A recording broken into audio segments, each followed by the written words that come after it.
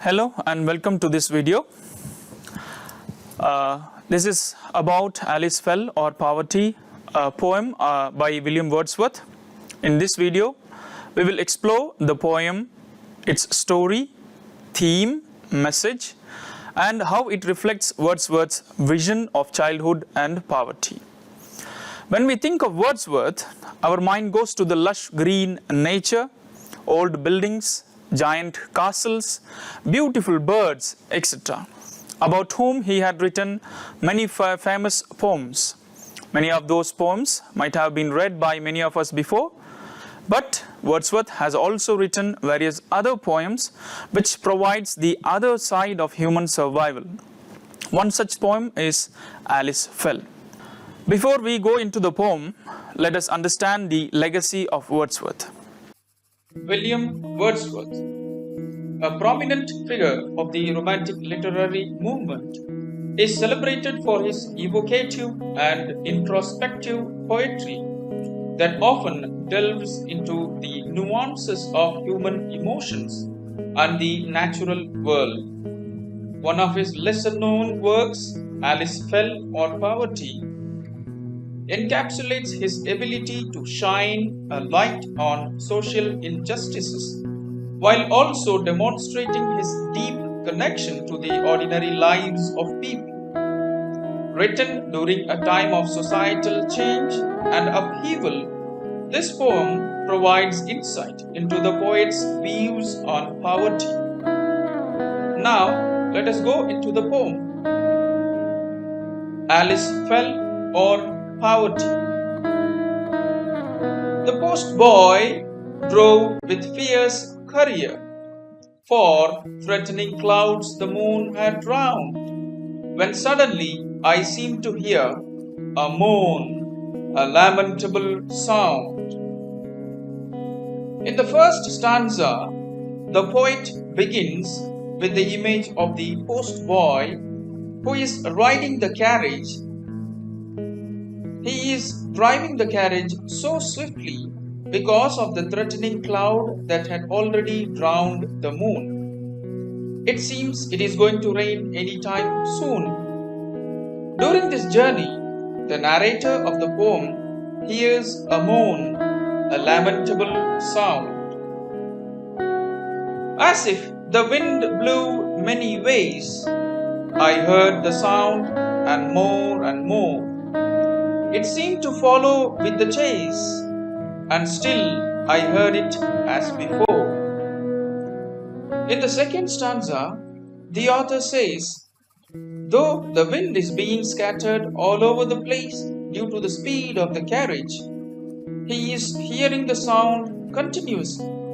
The narrator wonders as to how he could hear the sound even when the carriage is moving so fast. At length I to the boy called out. He stopped his horses at the word, but neither cry, nor voice, nor shout, nor aught else like it could be heard. After some time, the narrator asks the postboy to stop the carriage. But when the carriage had stopped, they could hear no voice.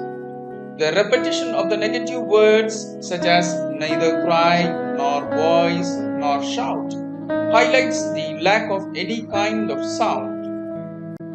The boy then smacked his whip, and fast the horses scampered through the rain.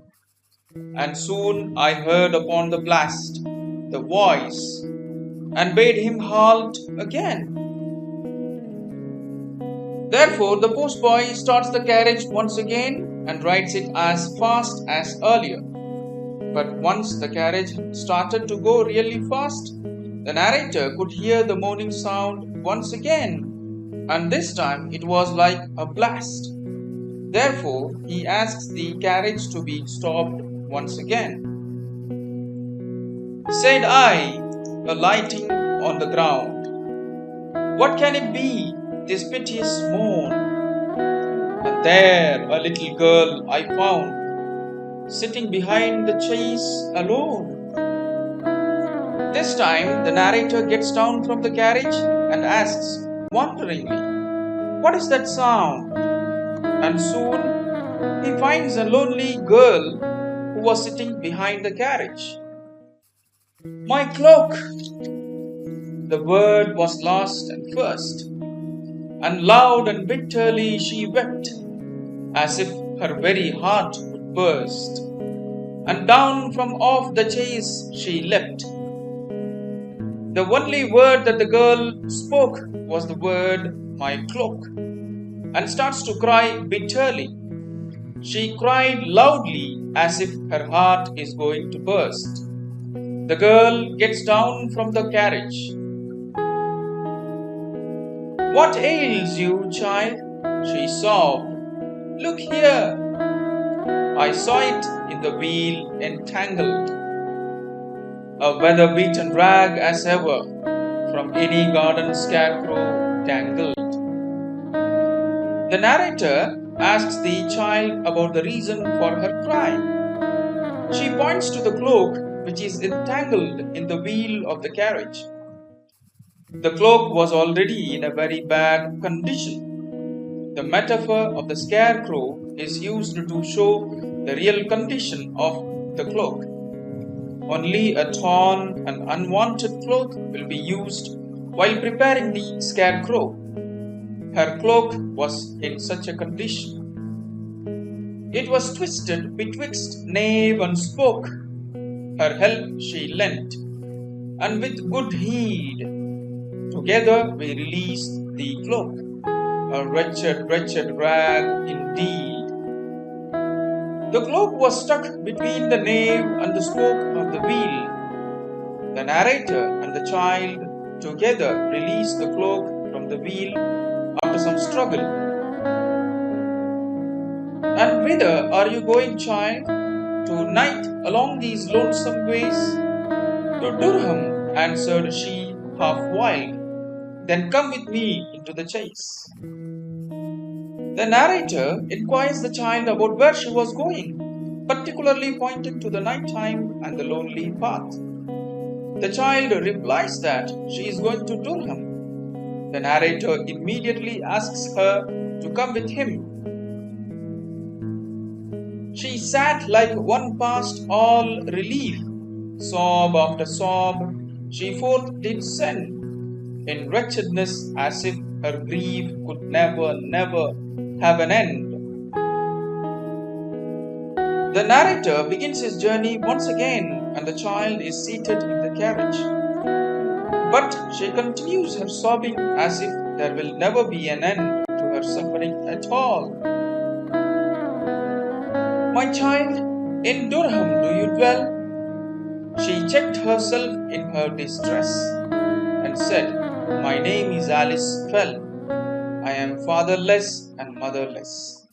The narrator continues to ask about the child and asks if she is a resident of Durham. The child struggles to speak, but replies that her name is Alice Fell and her parents are no more. And I to Durham, sir, belong. And then, as if the thought would choke her very heart, her grief grew strong, and all was for her tattered cloak. She adds that she is a resident of Durham. She spoke no more and continued to cry loudly. She had lost the only cloth that she had to protect herself from the bitter cold of Europe. The chaise drove on. Our journey's end was nigh, and sitting by my side, as if she had lost her only friend, she wept, nor would be pacified. The carriage went on, and the child's weeping didn't stop at all. The narrator tries to pacify her, but to no avail. Up to the tavern door we post. Of Alice and her grief I told, and I gave money to the host to buy a new cloak for the old. Finally, the carriage comes to a halt near a tavern in Durham.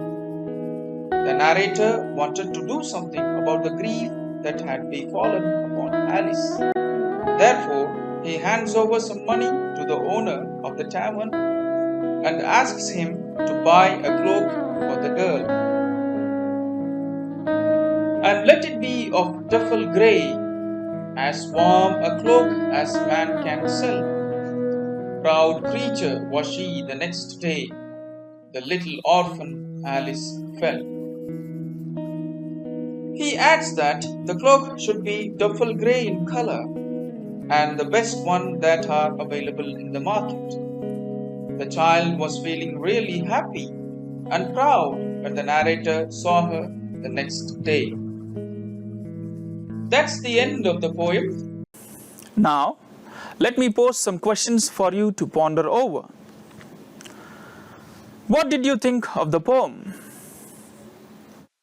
How do you feel about Alice's situation?